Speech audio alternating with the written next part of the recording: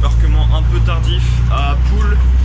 J'étais un peu le dernier passager piéton à sortir du bateau et donc je me retrouve à prendre la navette pour le port tout seul. Puisque voilà, j'étais un peu à la bourre. Mais bon, c'est parti, Bournemouth.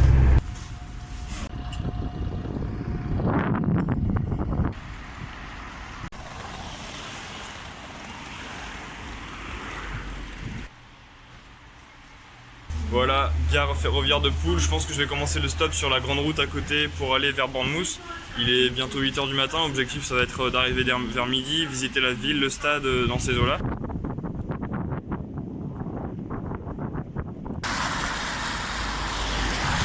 Bon, allez, je suis sur Parkstone Road, toujours à l'épreuve de la pluie. On va commencer le stop ici pour voir ce que ça donne. Thank you. You're going to Bournemouth too? Yeah, well, I can take you to Bournemouth. Okay, yeah. okay, Right. very cool, thank you. Fine, yeah. Bon, ça a marché beaucoup plus vite que je le pensais. Au bout de 10 minutes sur Parkstone Road, j'ai déjà été pris. Voilà. What's your name? Luke. Say hello to France, Luke. Hello, France. Yeah. Bonjour. What are you doing in Bournemouth today? I'm an upholsterer, so I cover furniture. Okay. So I'm working. Yeah, for work. Yeah. Bon bah voilà, Luc, c'est notre première voiture. So you're the very first road of my journey in England. Perfect. C'est Luc qui va me déposer carrément au stade de Bournemouth. Alors on va commencer directement par le stade et ensuite on ira en ville après. Il m'a dit que c'était à 15 minutes, une demi-heure à pied. Et donc là on a vraiment beaucoup de chance. Ça se passe très très bien pour l'instant. Bon, on est parti de Lannion hier, on n'est pas dépaysé, hein. Ça ressemble quand même beaucoup aux routes de Guingamp.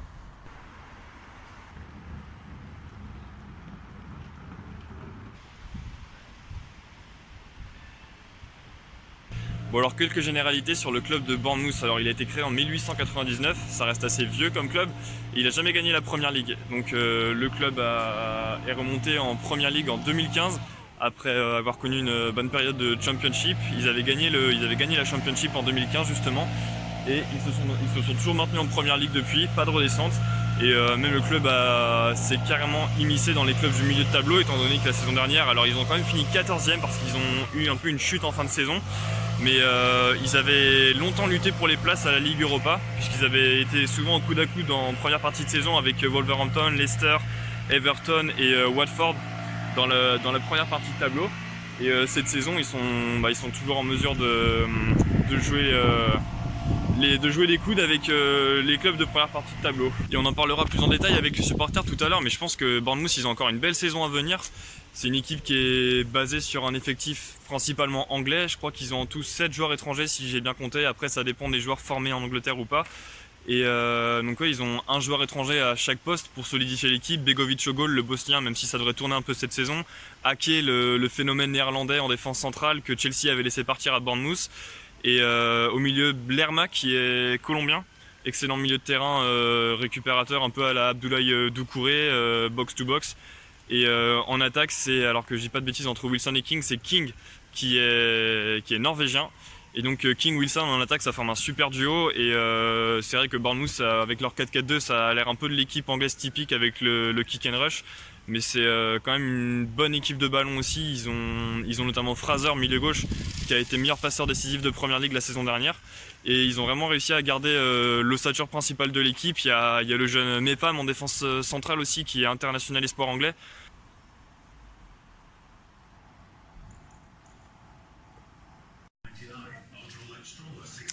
Mais qui voilà?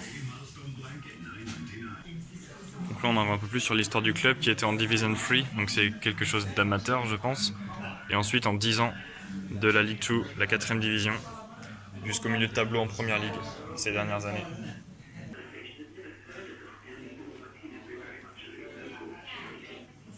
On est avec David, il va nous parler un petit peu de la saison de Bournemouth vue par les supporters. So you're a Bournemouth fan and you are a season ticket holder? I'm not a season ticket holder, but I've got maximum points. Yeah. We've got a point system, so because I go to every home game, I've got the maximum points at the moment. And now you just bought your ticket for... Just bought tickets for the West Ham game, which is in the middle of September. Okay.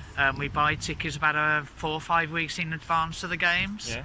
And it's the first day they're selling the tickets today for the West Ham game. Okay, So I've got maximum points, so I've gone and bought it on the first day. Okay. And basically, Bournemouth is not very famous in France. If you have to introduce the club to France, what would you say about the club?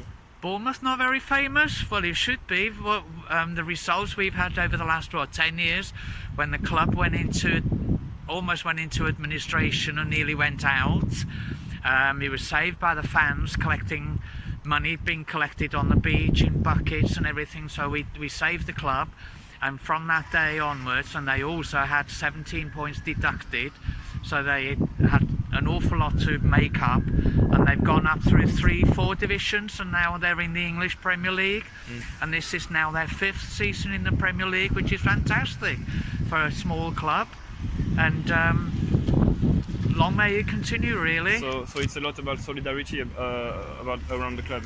Oh, there's an awful lot of solidarity, and we've had the same players that came from the equivalent of our 4th division gone all the way through to the Premiership, and they've kept virtually the same players all the time. And obviously now we're in the Premiership, we've got a little bit more money, so we're seeing 1 or 2 new players because they have to exchange from time to time anyway. Yeah. But yeah, it's fantastic what they've done. Yeah, and it seems that the team didn't change a lot compared to last season. Are you confident with the current squad? I'm happy with the current squad, but we've got 1 or 2 injuries at the moment.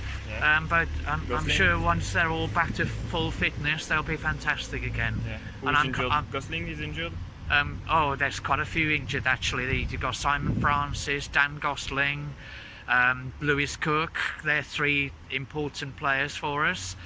So there's 1 or 2 other fringe players. I can't remember the name. A couple of new guys we've just bought, and they got injured in. Wilson, the Liverpool youth. Yeah, well, he's not injured, but he's only just signed on last week. Yeah, he looks decent. He's very good, very promising. Yeah, and like me, he's Welsh.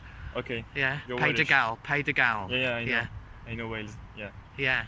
Okay, so you're confident about the season. What's the objective? You're going to try to get into the Europa League, maybe 7th? It would be nice if we could. I think so long as we progress further than we did last season, a couple more points, and we'll probably see us in the top 8. That would be nice. Yeah. But they're going to have to work hard to do it. Okay. But I'm confident we're going to stay up in the Premiership for another season. Yeah, for sure. Yeah, At least staying up. Oh, without question. Yeah. I had every confidence in their ability to do that. Okay. Yeah. Okay, so thank you, David. Have a nice season. I'm sure I wasn't wrong about your name, David, right? David Diamond. That's David Diamond in the Yeah, duel. Okay. Yeah. So nice to have met you. Yeah, nice to meet you, David. Thank you. Enjoy the season. All the best in your travels as well. Thank you. Thank all you the so best. much. Lovely accent. Thank you. Goodbye. care. Bye. Super cool, David, le fan de Bournemouth qui était venu acheter sa place au Vitality Stadium. Maintenant, on va descendre vers le centre-ville. On a fini pour le stade. Et on va voir qu'est-ce qu'on peut rencontrer. Peut-être des fans, visiter un petit peu. C'est parti.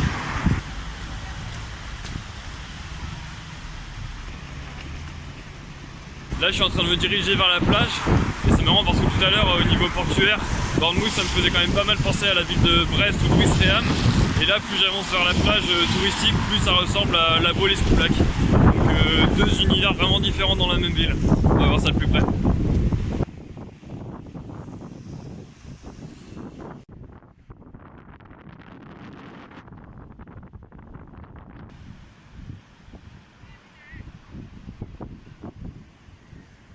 Maintenant, je pense que j'ai directement me diriger vers Southampton, retourner sur la grande route et essayer de faire du stop en direction de l'Est, toujours sur la côte, et j'arriverai à Southampton peut-être ce soir si tout va bien, ou peut-être que j'aurai à rester sur Bournemouth.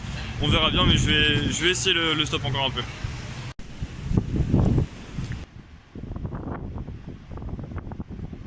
Donc voilà pour le deuxième endroit de stop de la journée. On est revenu un peu vers le stade de Bournemouth, entre le stade et la plage. Voilà. Donc on espère que ça va marcher assez vite. Bon, j'ai essayé de me mettre à la sortie d'une station essence, ça n'a pas marché non plus. J'ai fait une petite pancarte Southampton, maintenant j'essaie de me mettre un peu plus loin sur la route avant l'entrée sur la 4 voies.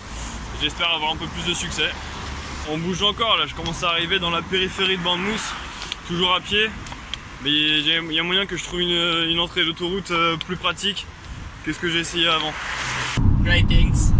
J'ai vraiment eu beaucoup de chance, là je suis avec Grégorac, il m'emmène de Bournemouth à Southampton. Grâce à lui, j'ai enfin pouvoir avancer. En fait, il déposait des gens au rond-point où j'étais en train de faire du stop. Il allait faire demi-tour et ses amis qui venaient de descendre m'ont dit attends, va le chercher vite fait, il va à Southampton, on traverse le reposer. Et juste à temps, j'ai pu le prendre pour qu'il m'emmène à Southampton. Je vais enfin pouvoir avancer, comme ça demain, j'aurai la journée pour faire la ville. Et là, je vais pouvoir me reposer. Alors, thank you Gregorag. No worries. We'll see after this. Another places like the Bournemouth. Voilà, donc on est arrivé à Southampton grâce à Gregorag qui m'a déposé pas très loin des docks. Donc logiquement le stade, le St Mary's Stadium devrait pas être très loin, on va chercher un petit peu, s'approcher du port et on va finir par tomber dessus. Comme ça on aura fait 2 stades en une journée et c'est super.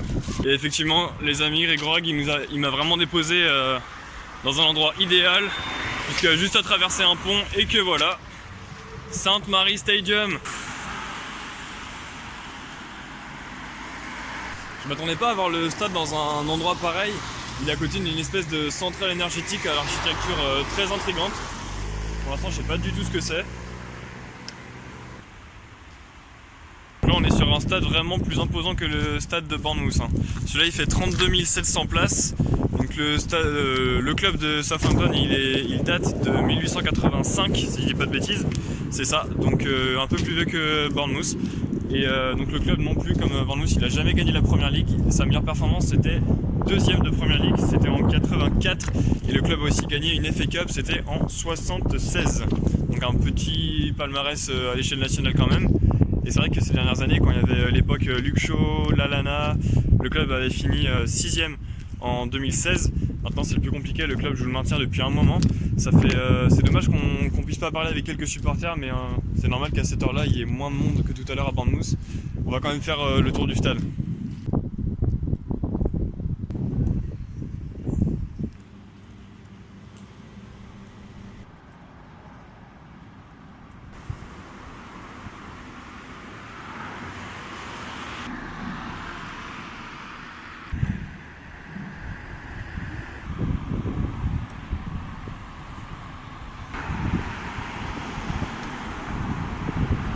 Sur le club de Southampton, je vais essayer d'interroger un homme de la sécurité.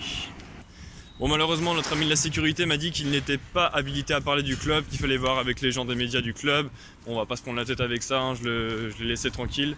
Je vais plutôt trouver un endroit où dormir. Peut-être que je verrai des fans de Southampton demain.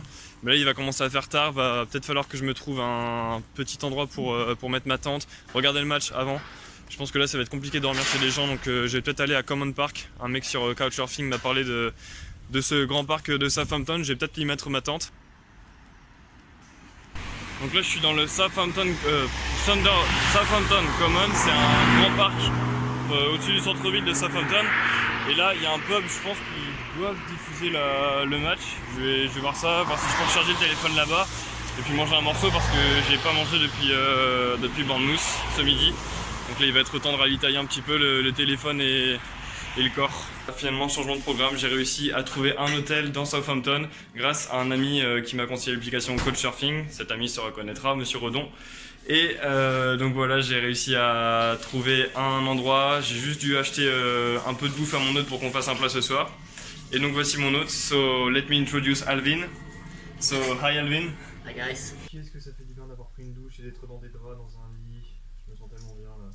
Bon allez, maintenant c'est fini pour cette journée. Bournemouth, Southampton, c'était très bien. Maintenant terminé. Go Brighton.